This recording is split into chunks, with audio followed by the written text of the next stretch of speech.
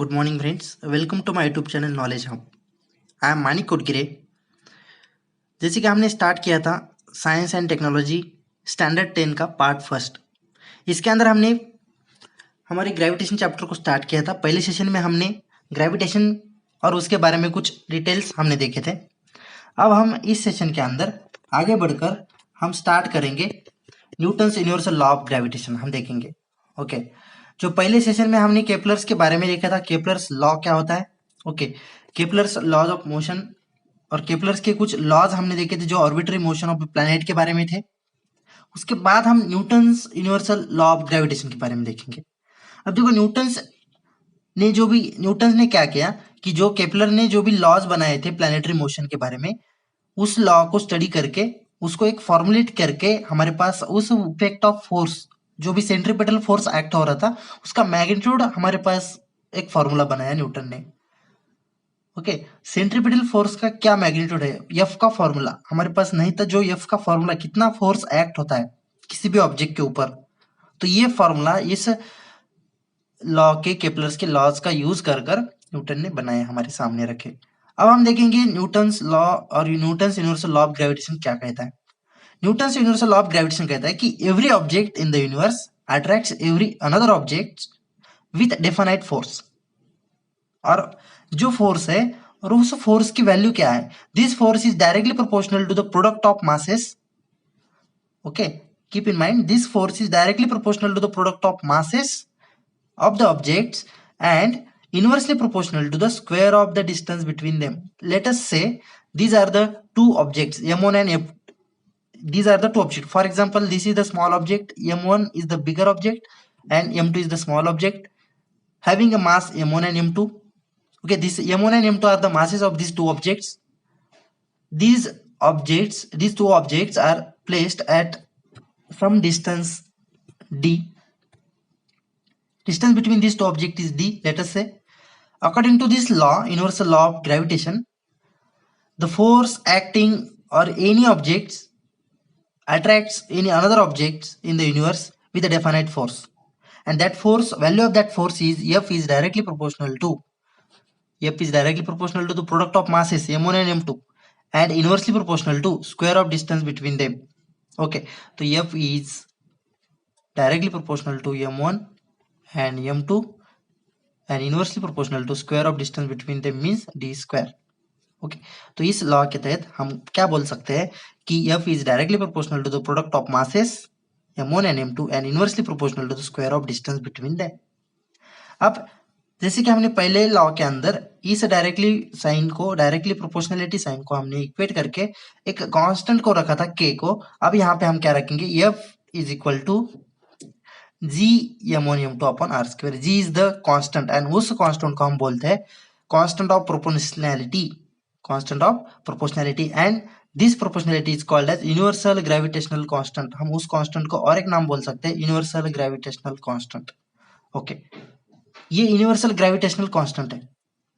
अब इसकी एक वैल्यू होती है universal gravitational constant की, इस वैल्यू को हम देखेंगे यहाँ पे। इसकी वैल्यू होती है 6.67 into 10 to the power minus 11। क्या होती है, जी की वैल्यू क्या होती है, आगे भी हमें देखना है जी की वैल्यू क्या होती है। तो मैं अभी यहाँ पे बता देता हूँ 6.67 into 10 to the power minus 11। इसका यूनिट होता है newton metre square per KG square. Okay, newton metre square per KG square, इसकी वैल्यू हम देखेंगे आगे जाकर। अब ये जो फॉर्मूला हमारे पास मिला है, F is directly proportional to और F is equal to G m2 upon D square. हम आगे जाकर एक एग्जाम्पल सॉल्व करेंगे, जो कि हमारे चैप्टर के अंदर जो कुछ एग्जाम्पल्स है उसको जब हम देखेंगे तो हमारे पास उस प्रॉब्लम के अंदर दो ऑब्जेक्ट दी जाएंगे, उसका दो मासेस दी जाएंगे किसी ऑब्जेक्ट का, और ये ऑब्जेक्ट कोई बॉडी हो सकती है, ह्यूमन बीइंग भी हो सकता है, कोई any object in the universe हो सकता है, कौन से भी हो सकते हैं। तो m1 एंड m2 ये क्या है, मासेस है दो ऑब्जेक्ट के, और d क्या है, ये डिस्टेंस है दोनों के बीच में का डिस्टेंस, दो ऑब्जेक्ट के बीच में का डिस्टेंस कितना है, ये d। ओके, तो हम आगे देखेंगे। In the above means that if the mass of object is double. अब यहाँ पे एक क्वेश्चन बहुत इंपॉर्टेंट है, ये बोर्ड एग्जाम में, महाराष्ट्र स्टेट 10th के एग्जाम के अंदर एक क्वेश्चन पूछा था कि if mass of the object is double, क्या होता है इफ मास ऑफ ऑब्जेक्ट, ये दोनों कंडीशन देखेंगे आप। फर्स्ट कंडीशन क्या है, if the mass of object one object is double, the force between the two objects is also double. याद रखना है, किसी एक ऑब्जेक्ट का मास डबल होता है तो फोर्स भी डबल होता है। क्यों? क्योंकि ये डायरेक्टली प्रोपोर्शनल है। ओके उसके बाद उसके बाद हम देखेंगे कि also if the distance is double, ये डिस्टेंस डबल किया हमने। अब इस फॉर्मूले की तरफ देखो, डिस्टेंस को डबल किया, इसका मतलब डी स्क्वायर हो रहा है। अब डी स्क्वायर हो रहा है, फॉर एग्जाम्पल इसको हमने 2 टाइम्स किया तो ये क्या होगा, 4 टाइम्स होगा। लेकिन ये कम होगा या ज्यादा होगा, ये क्या होगा, कम होगा। क्यों? क्योंकि ये इनवर्सली प्रोपोर्शनल है। ये क्या है, डायरेक्टली प्रोपोर्शनल नहीं, इनवर्सली प्रोपोर्शनल है। इसीलिए क्या होता है कि distance decrease by the factor, किस फैक्टर से डिक्रीज हो रहा है, okay so that force decrease by the factor of 4, क्योंकि उसको डबल किया हमने। एग्जाम में आपको ऐसे बोला जाता है कि इसको 3 टाइम्स किया, if the distance between the two object will be 3 times, then what is the force, then force will decrease by the factor of 9। 3 times किया तो उसको क्या होगा, 9 से, क्योंकि 3 का स्क्वायर उसको करना पड़ेगा तो 9 से डिक्रीज होगा। अब हम आगे देखेंगे, if the two bodies are spherical. अब ये क्या है, एक सर्कुलर बॉडीज है, सेम शेप है उसका। ओके तो ये suppose for example two bodies are the, ये स्पेरिकल बॉडीज है दोनों भी, इसका सेम शेप है। तो ये दोनों ऐसे शेप नहीं होते, किसी एक का स्पेरिकल होता और एक का अनइवन शेप होता। तो उस कंडीशन में हमने ये जो डिस्टेंस लिया, हमने इसके सेंटर लेके और इसका सेंटर लेके दोनों के बीच में का डिस्टेंस लिया। लेकिन कोई एक बॉडी स्पेरिकल है और कोई एक बॉडी अनइवन शेप की है, तो इस कंडीशन में यहाँ से तो उसका सेंटर हम ले सकते हैं, लेकिन इस बॉडी का सेंटर कहाँ से लेना है। ओके ये हम यहाँ से लेंगे तो ये डिस्टेंस कम आएगा, हम यहाँ से सेंटर लेंगे तो ये डिस्टेंस ज़्यादा आएगा। तो फोर्स जहाँ पे एक्ट होता है ज़्यादा, उसको हम बोल सकते हैं क्या, उसको बोलते हैं सेंटर ऑफ फोर्सेस। और उसको हम बोलेंगे कि जो भी irregular shape of the body है, उसके अंदर का डिस्टेंस बिटवीन द जो भी मास, जहाँ पे सेंटर ऑफ मास जहाँ पे एक्ट होता है, उस पॉइंट से हमें क्या करना है, डिस्टेंस लेना है सेंटर ऑफ मास से। Okay line joining of the centre of मास, जहाँ से सेंटर ऑफ मास एक्ट होता है वहां पे हम उसको कैलकुलेट करते हैं। ओके अब जो अबो एग्जांपल, अबो इक्वेशन में इक्वेशन नंबर 2, जो F is equal to G into एमोनियम टू अपॉन डी स्क्वायर, जो इसकी इक्वेशन है उसके अंदर जो जी था उसकी वैल्यू मैंने पहले बताई है, फिर भी यहाँ पे आपको एक दिया है क्या, 6.67 into 10 to the power minus 11 newton metre square per KG square है। इसीलिए उसको क्या क्या केजी माइनस 2 ऐसे भी लिख सकते हैं हम, Newton metre square per KG square ऐसे लिख सकते हैं। और उसको केजी को न्यूमरेटर में लाना है तो उसको 10⁻⁻² ऐसे ही लिख सकते हैं। ओके तो ये जो जी की वैल्यू है, ये ऐसा यूनिट जी का क्या है, न्यूटन मीटर स्क्वायर पर किलोग्राम स्क्वायर। ओके तो ये हमारे पास यूनिवर्सल ग्रेविटेशनल कांस्टेंट के बारे में इंफॉर्मेशन दी गई है। ओके अब देखो सेंटर ऑफ मास क्या होता है। सेंटर ऑफ मास एक ऑब्जेक्ट ऐसा पॉइंट होता है कि जहां पे total mass of object can be assumed to be concentrated. Centre of mass मैंने जैसे पहले अभी बोला था कि कोई दो ऑब्जेक्ट है, एक पूरा स्पेरिकल है और पूरा दूसरा एक अनइवन शेप का कोई ऑब्जेक्ट है ऐसे। अब इसका सेंटर ऑफ मास क्या होगा, उसको हम यहां से लेंगे क्या, नहीं, इसका सेंटर ऑफ मास फाइंड करना पड़ता है। सेंटर ऑफ मास फाइंड कैसे करेंगे, तो इसको फाइंड करना है तो सेंटर ऑफ मास मतलब कि ऐसा पॉइंट जहां पे total mass of the object can be assumed to be concentrated. For example इसका टोटल मास यहाँ पे एक्ट हो रहा है, तो यहाँ से हम सेंटर ऑफ जो भी डिस्टेंस हम कैलकुलेट कर रहे हैं यहाँ से ले सकते हैं डी। ओके तो ये सेंटर ऑफ मास एक इंपॉर्टेंट फैक्टर होता है।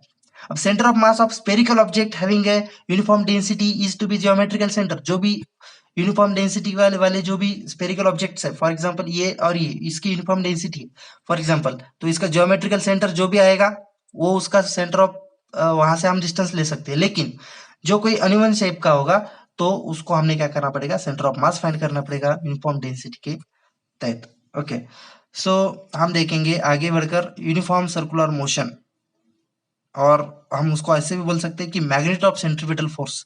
जो हमने सेंट्रीपिटल फोर्स फाइंड किया है कि नहीं, F is equal to, F is directly proportional to, हमने देखा था centripetal force F is equal to, तो उस फोर्स का मैग्नीट्यूड हम फाइंड करेंगे। अब फिर देखो सेंट्रीपिटल फोर्स का एक फॉर्मूला है हमारे पास, centripetal force F is equal to क्या है, centripetal force is equal to M V square upon are.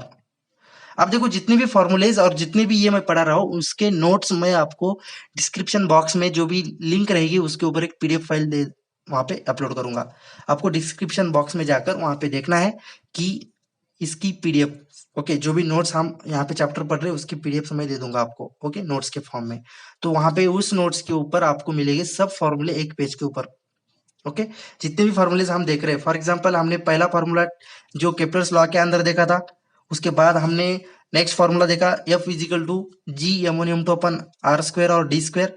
यहाँ पे हम थर्ड फॉर्मूला हमारे सामने आ गया, क्या, centripetal force F is equal to M V square upon R. अब हम यहाँ पे क्या फाइंड कर रहे हैं, उसका मैग्नीट्यूड क्या है, एफ की वैल्यू क्या है। जो भी ऑब्जेक्ट सेंटर ऑफ सर्कल और कोई भी ऑब्जेक्ट सर्कल को रिवॉल्व कर रहा है, तो हमने जैसे देखा था कि कोई ऑब्जेक्ट है, force is directed toward the centre of circle, that is called centripetal force. तो उस फोर्स की वैल्यू क्या है, कितना फोर्स एक्ट हो रहा है। Late us say m is the mass of object that is revolving around the circle and that revolution from the center having a distance r, और रिवॉल्यूशन ऑफ जो भी रिवॉल्यूशन हो रहा है उसके अंदर जो भी सर्कल फॉर्म हो रहा है उसकी रेडियस है for example r। If the radius of the circle is r, then what is the force, then force is equal to f is equal to m into v square upon r, okay, M V square upon R. तो ये क्या है, किसका value है, ये है centripetal force की। अब हमें फाइंड करना है व्हाट इज द वैल्यू और व्हाट इज द मैग्नीट्यूड। हम उसको फाइंड करते समय, अब देखो जैसे कि हमने यूनिफॉर्म सर्कुलर मोशन जो सन के अराउंड जो भी प्लैनेट रिवॉल्व हो रहे हैं उसके ऊपर एक्ट होती है और वो प्लैनेट यूनिफॉर्म सर्कुलर मोशन में होते हैं, ये हमने देखा था। और उस प्लैनेट के ऊपर सेंट्रीपिटल फोर्स एक्ट होता है हर एक प्लैनेट के ऊपर toward the centre of sun. तो ये सेंट्रीपिटल फोर्स क्या होगा, उसका वैल्यू होगी F is equal to M V square upon R. अब उसके हमने अंदर देखा कि late us say m is the mass of the planet and r is the radius और r is the distance of the planet from the centre of circle sun, from the sun, okay. m is the mass of the planet and r is the distance of the planet from the sun. For example let us say this is the sun and this is the planet p। तो ये distance r है और इस planet का मास क्या है, m, okay. तो centripetal force act होता है इसके ऊपर F is equal to M V square upon R, okay. अब देखो जो भी प्लैनेट है वो रिवॉल्व हो रहे हैं अराउंड द सन, सन के अराउंड रिवॉल्व हो रहे हैं, तो उस रिवॉल्यूशन के लिए कुछ पर्टिकुलर टाइम लग रहा होगा। हमने देखा था पहले कि time period of revolution, okay. For example ये सन है, इसके अराउंड जो भी प्लैनेट रिवॉल्व हो रहे हैं उसको कितना समय लग रहा है, उसको हमने क्या बोला था, period of revolution, okay, period of revolution. और उसको हमने क्या किया था, टी, एक सिंबल दिया था टी, ये क्या है, पीरियड ऑफ रिवॉल्यूशन है। अब हम क्या करेंगे, जो भी हमारे पास ये इक्वेशन है F is equal to M V square upon R, इस इक्वेशन में जो वेलोसिटी है, जो स्पीड है, इस वेलोसिटी को हम क्या करेंगे, कैलकुलेट करेंगे v की वैल्यू को, और इस v के वैल्यू को कैलकुलेट करके इस फॉर्मूले के अंदर पुट करेंगे। अब हमें क्या मिलेगा, मैग्नीट्यूड ऑफ फोर्स मिलेगा। हम देखेंगे कैसे। यहाँ पे हमने क्या किया कि जैसे हमने r is the distance of the planet from the sun and t is the time taken, तो कितना डिस्टेंस ट्रेवल करेगा प्लैनेट सन के अराउंड, डिस्टेंस कितना ट्रेवल करेगा। जैसे कि आपको मालूम है हमें क्या फाइंड करना है, हमें फाइंड करना है v को, क्यों, क्योंकि ये इस फॉर्मूले के अंदर पुट करना है हमें। अब v को फाइंड करते समय हमारे पास v का फॉर्मूला क्या होता है, स्पीड इज इक्वल टू और velocity is equal to distance travel upon time taken, okay. Distance कितना ट्रेवल कर रहा है और कितना टाइम समय ले रहा है, इसको हम बोलते हैं वेलोसिटी। हमारे पास डिस्टेंस ट्रेवल हम फाइंड कर सकते हैं, डिस्टेंस कितना होगा, कोई भी प्लैनेट इस सन के अराउंड रिवॉल्व हो रहा है तो कितना डिस्टेंस कवर कर रहा होगा, ये पूरा सर्कल कंप्लीट कर रहा है इस पॉइंट से, ए पॉइंट से लेकर पूरा जाकर ए पॉइंट की तरफ आने को जितना डिस्टेंस लग रहा है उसको बोलते हैं distance cover by the planet. तो कितना डिस्टेंस कवर कर रहा है उसको बोलते हैं पेरीमीटर ऑफ द ऑर्बिट। इस ऑर्बिट की पेरीमीटर कितनी है, 2 pi into are, okay.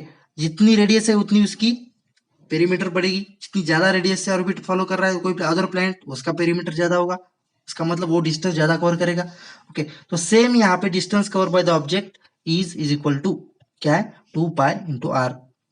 Next क्या है, हमारे पास टाइम पीरियड ऑफ रिवॉल्यूशन है, तो हम वेलोसिटी, हम जो भी टाइम समय कितना लग रहा है time taken by the object is T, then हम वेलोसिटी फाइंड कर सकते हैं, velocity is equal to 2 pi R upon T, okay. ये हो गए हमारे पास वेलोसिटी की वैल्यू। अब इस वेलोसिटी की वैल्यू को हमने क्या किया, इस ऊपर के फॉर्मूले के अंदर पुट किया, जैसे कि मैंने बोला था आपको F is equal to M V square upon R, F is equal to M V square upon R. इसके अंदर क्या जो भी V है इसकी वैल्यू हमने यहाँ से पुट की, V is equal to two pi R upon T. तो इसको यहाँ पे पुट करने के बाद ये कैलकुलेशन सिंपली है, आप यहाँ पे कैलकुलेट कर सकते हो, और उसके अंदर जो भी वैल्यूज है हमारे पास क्या आएगा, ये इक्वेशन टर्म आएगी हमारे पास। कौन सी आएगी, जो है हमारे पास F is equal to M V square upon R. जब हम उसको पुट करेंगे तो V की वैल्यू हम क्या कर रहे हैं, two pi R upon T, उसका स्क्वायर अपॉन आर। ओके, तो उसको हमने जब पुट किया तो उसको हमने क्या करना, पहले स्क्वायर करके लेना है। F is equal to M, यहाँ पे देखो F is equal to M. उसके बाद हमें क्या करना है, जो भी हमने ये पुट किया उसको हम स्क्वायर करके लेंगे, 4 pi square into R square. आप मैं जो बता रहा हूँ आप नोटबुक के ऊपर सॉल्व करके देख सकते हो, अपॉन टी स्क्वायर, ये ऊपर की वैल्यू हो गई। इसके बाद डिवाइडेड बाय क्या है हमारे पास, आर है। अब हम क्या करेंगे, इस आर को काटेंगे और इधर के एक आर को काटेंगे। अब हमारे पास क्या बचता है, हमारे पास जो भी बचेगा ये है 4m, ओके, पाई स्क्वायर, उसके बाद इंटू आर, एक ही आर बचा है क्योंकि हमने एक आर को काटे है अभी। उसके बाद हमारे पास बच रहा है T square, okay, T square. इसको नोट डाउन करके रखो, ये है इक्वेशन नंबर 2। ओके, ऊपर का इक्वेशन है F is equal to M V square upon R, इसको ये हमने इक्वेशन नंबर 1 दिया था, ये इक्वेशन नंबर 2। इसको नोट डाउन करके रखो, ये जो वैल्यू है, ये जो आई है, इसको अपनी नोटबुक में नोट डाउन करके रखो, क्योंकि बुक में थोड़ी सी गलती की है। यहाँ पे हम देखेंगे ये कैसे आया, कैसे आया मालूम है, F is equal to M into इसका स्क्वायर किया हमने पहले, इसके अंदर जो भी आर है उसको पहले काटा, उसके बाद जो भी आर रिमूव हो गया उसके बाद में जो भी फॉर्मुलेशन बचता है यहाँ पे, ये यहाँ तक इतनी टर्म आती है। उसके बाद हम क्या करेंगे, ये जो इक्वेशन नंबर 2 है, ओके, इस इक्वेशन को हम क्या करेंगे, फिर से एक प्रॉपरली लिखेंगे यहाँ पे और उसको मल्टीप्लाई एंड डिवाइड करेंगे। हमारे पास क्या आया था, एफ इज इक्वल टू क्या, F is equal to 4m pi square into R upon T square. अब हमें इस इक्वेशन नंबर 2 को क्या करना है, multiply and divide by R square करना है। इसको क्या करना है, multiply and divide by R square. तो हमारे पास क्या मिलता है, मल्टीप्लाई करेंगे आर स्क्वायर से, इसको हम क्या करेंगे, multiply by R square and divided by R square. तो हमारे पास क्या मिलेगा, ये R square into R square क्या होगा, आर क्यूब हो जाएगा। ओके, R square into R square क्या होगा, आर क्यूब हो जाएगा। और ये जो पूरा टर्म बचेगा हम क्या करेंगे, यहाँ पे ये is equal to 4m pi square into ये क्या बचेगा, आर क्यूब अपॉन ये क्या, T square into R square. अब इस फॉर्मूले के अंदर हमें जो केपलर्स का फॉर्मूला देखा था इक्वेशन नंबर 1 वाला, उस फॉर्मूले को थोड़ा सा रिवाइज करो। क्या है, टी स्क्वायर, यहाँ पे देखो T square upon R cube is equal to constant था के। तो यहाँ पे T square upon R cube कहाँ पे दिख रहा है, क्या, यस, हमें दिख रहा है यहाँ पे T square upon R cube. तो ये क्या है, टी स्क्वायर, और यहाँ पे उल्टा है, कैसा है, R cube upon T square है। इसका मतलब क्या होगा, ये 1/k होगा। तो ये हमारे पास फॉर्मुलेट होके आगे निकलेगा। यहाँ पे क्या मिलेगा हमें, हम देखेंगे कि F is equal to 4m, इसको लिखना है साथ में, 4m pi square upon R square into 1/k। Okay, 4m pi square upon into 1/k। अब देखो यहाँ पे जो वैल्यू है, यहाँ पे जो टर्म्स दिख रहे हैं आपको, ये पूरी टर्म, ये क्या है, कांस्टेंट वैल्यू है, चेंज होने वाली नहीं है, मास चेंज होने वाला नहीं है। ओके, उसके बाद ये कांस्टेंट प्रोपोर्शनलिटी, ये भी एक कांस्टेंट है। तो ये पूरी टर्म क्या है, कांस्टेंट है। इसको हम स्किप करेंगे तो हमारे पास फॉर्मल और जो फाइनल इक्वेशन आएगा, F is directly proportional to, और F is sorry inversely proportional to R square, F is inversely proportional to R square, ये हमारा फाइनल आउटपुट हमें मिलेगा। ओके, अब उसको ही हम बोलते हैं inverse square law.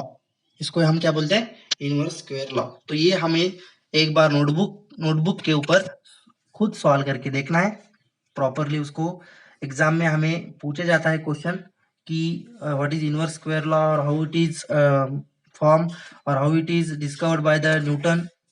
Okay, Kepler's का यूज करके न्यूटन ने कैसे कैसे फॉर्मूलेज इनवर्स स्क्वायर लॉ को डिस्कवर किया, ये हमारे पास क्वेश्चंस ऐसे पूछता है। हमारे एक्सरसाइज शीट में भी और हमारे इस बुक के पीछे भी एक्सरसाइज जो दी है उसके अंदर भी क्वेश्चन है, उसको इनवर्स स्क्वायर लॉ कैसे है उसको हमें लिखना पड़ेगा। तो ये प्रॉपरली नोटबुक के ऊपर सॉल्व करके देखना है आपको। हम इसके बाद क्या करेंगे, ये जो लॉ डिस्कवर किया है उसके अंदर एक कंक्लूजन है कि centripetal force is force acting on the planet and that force is responsible for its circular motion. किसी भी ऑब्जेक्ट की सर्कुलर मोशन होती है वो किसकी वजह से होती है, सेंट्रीपिटल फोर्स की वजह से होती है। And that must be inversely proportional to square of distance between the planet and sun. That centripetal force must be inversely proportional to square of distance between the planet and sun. याद रखना है, F is inversely proportional to R cube. Okay, and अब देखो Newton ने क्या किया, इस force को आइडेंटिफाई किया for the gravity and force of gravity के तहत, और उसको पोस्टुलेट करके inverse square law of gravitation एक किया है, डिस्कवर किया है। ओके, अब देखो जो भी inverse square law of gravitation होता है is possible due to the because of huge masses of the planet and stars and other constitute of the universe. ये जो यूनिवर्स के बारे में जो भी हमारे पास स्टडी हुई है, ये इनवर्स स्क्वायर लॉ एंड ये पूरे डिस्कवरीज एंड फॉर्मुलेशन की तहत ही हुई है। ओके, जैसे केपलर्स ने सिर्फ स्टडी करके उसके पास ये नहीं था कि ये लॉ करेक्ट है या नहीं, उसके बारे में कुछ आंसर्स नहीं थे क्वेश्चंस के, लेकिन न्यूटन ने उसको फॉर्मुलेट करके इसका मैग्नीट्यूड फाइंड किया एंड अब तक जो भी डिस्कवरीज हुई है यूनिवर्स की, इसमें उसका फायदा हुआ है। तो हम यहाँ पे एक क्वेश्चन दिया है यहाँ पे, यूज योर ब्रेन पावर बोल के, कि there is there a gravitational force between the two objects kept on the table और between you and your friend sitting next to you. कोई ऑब्जेक्ट है टेबल के ऊपर रखा है और आपके सामने है, तो उसके ऊपर कोई ग्रेविटेशनल फोर्स एक्ट होता है क्या, होता है। तो if yes then why didn't two objects move to each other towards each other, क्यों नहीं मूव होते हैं। फॉर एग्जांपल यहाँ पे क्या दिया है कि किसी टेबल के ऊपर एक ऑब्जेक्ट रखा है और नहीं तो तुम दो फ्रेंड हो, यहाँ पे एक बैठा है और यहाँ पे एक बैठा है, दोनों के बीच में फोर्स ऑफ अट्रैक्शन है क्या, यस फोर्स ऑफ अट्रैक्शन है। इफ यस तो दोनों एक दूसरे की तरफ मूव क्यों नहीं हो रहे टुवर्ड्स ईच अदर, क्योंकि इनके जो मासेस है बहुत ज्यादा है, इसी की वजह से है क्या हो रहा है, एक दूसरे की तरफ अट्रैक्ट नहीं हो रहे। तो हमें यहाँ पे अगले एग्जाम्पल में यही फाइंड करना है कि दोनों के मासेस दिए हैं, एक दूसरे के एक डिस्टेंस 1 मीटर अपार्ट बैठे हैं वो दोनों, और उसके बीच में जो भी मासेस है उसके बीच में का force of gravitational force find करना है हमें। Mahendra and Virat are sitting, यहाँ पे एक क्वेश्चन दिया है देखो, Mahendra and Virat are sitting at a distance 1 metre apart each other, their masses are 75 kg and 80 kg respectively, what is the gravitational force between them. अब देखो यहाँ पे ग्रेविटेशनल हमें सिंपल सा एक फॉर्मूला यूज करना है, G M upon R square. बस इसके अंदर वैल्यूज पुट करो, जी की वैल्यू हमारे पास है 6.67 इंटू 10⁻11, और उसके पास महिंद्रा का एंड इसका विराट का मास दिया है और डिस्टेंस तो 1 मीटर दिया है, तो जो भी कैलकुलेशन के बाद आएगा हमारे पास क्या आएगा, 4.002 इंटू 10⁻7 न्यूटन। ओके, तो ये जो फॉर्मूलेज है ये सिंपली फॉर्मूलेज है, उसका यूज करके हमें क्या करना है, ये क्वेश्चंस को सॉल्व करने, इस प्रॉब्लम को सॉल्व करने। अब इस प्रॉब्लम को आप खुद सॉल्व कर सकते हो, जो भी प्रॉब्लम्स दिए हैं इसको प्रॉपरली सॉल्व करना है। अब देखो ये जो फोर्स है ना ये बहुत निग्लिजिबल है, जो भी यहाँ पे फोर्स दोनों के बीच में का फोर्स आपको फाइंड किया आपने, ये 10⁻⁷ न्यूटन है, मतलब ये बहुत स्मॉल फोर्स है, इसीलिए वो दोनों एक दूसरे की तरफ अट्रैक्ट नहीं हो रहे। समझ में आ रहा है, तो ये एक दूसरे की तरफ अट्रैक्ट क्यों नहीं हो रहे, क्योंकि उनका जो फोर्स ऑफ अट्रैक्शन है बहुत निग्लिजिबल है। ओके, तो इसलिए उनकी जो भी फोर्स ऑफ अट्रैक्शन है वो बहुत निग्लिजिबल आ रहा है। अब देखो we can calculate the acceleration and velocity by using the Newton's laws of motion. इसके ऊपर क्या हम एक्सेलरेशन एंड वेलोसिटी भी फाइंड कर सकते हैं, क्योंकि हमारे पास जो भी वैल्यूज है वो फोर्स की वैल्यू हमारे पास आई है और फोर्स का फॉर्मूला हमें मालूम है, F is equal to M into A. तो इसकी वजह से हम F is equal to M A जो फॉर्मूला हमारे पास है, अब हमारे पास F की वैल्यू है और मास भी है, तो हम एक्सेलरेशन की वैल्यू निकाल सकते हैं। ओके, अब एक्सेलरेशन की वैल्यू हमारे पास है तो न्यूटन्स लॉज ऑफ मोशन का यूज करके हम ये फॉर्मूला यूज करेंगे, तो हमारे पास v is equal to U plus A T जो फॉर्मूला है, तो ये भी हम इससे हम क्या फाइंड कर सकते हैं, एक्सेलरेशन है हमारे पास, टाइम पीरियड भी दिया है कितने समय में जा रहा है, 1 सेकंड में, आफ्टर 1 सेकंड कितना वेलोसिटी थी, और यू मतलब इनिशियल वेलोसिटी हम 0 कंसिडर करेंगे, तो हमारे पास वेलोसिटी की वैल्यू आएगी। तो हम ये दोनों ही वैल्यूज फाइंड कर सकते हैं, तुम खुद सॉल्व करके देखना इसको। इसके बाद हम देखेंगे, ओके, इसके बाद हम जो भी अर्थ का ग्रेविटेशनल फोर्स है इसके बारे में हम देखने वाले हैं। ओके, जो अगला सेशन है हमारा, हम उसके ऊपर ये चीज देखेंगे जहाँ पे अर्थ, ये कंसेप्ट हम उसके ऊपर देखेंगे कि कौन से कंसेप्ट है अर्थ का ग्रेविटेशनल फोर्स। अर्थ ग्रेविटेशनल फोर्स हम अगले पीरियड में देखेंगे। ओके, तब तक के लिए हम यहाँ पे रुकते हैं।